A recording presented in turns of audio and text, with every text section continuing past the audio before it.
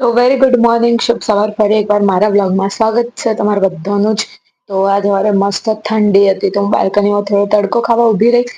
પછી આજે નો મેથીનું પાણી કશું જ નહીં પીધું, તબિયત થોડી સારી નથી એટલે સીધું કેલક્સ ખાઈ લીધું થોડું. આમ પછી ઊંઘી જઈ હતી તે સીધી ઉઠી હું હોજે 5 વાગે. તો તબિયત થોડી ડાઉન હતી એટલે આજ કોલેજ બી નહીં જઈ, કશું નહીં, ખાલી ઊંઘી જ છે આજે. તબિયત થોડી સારી કરી. પછી ભૂખ લાગી હતી તો મેં ખાધી મારી સૌથી ફેવરેટ રતલામી સેવ, જે મને બહુ જ ભાવે છે.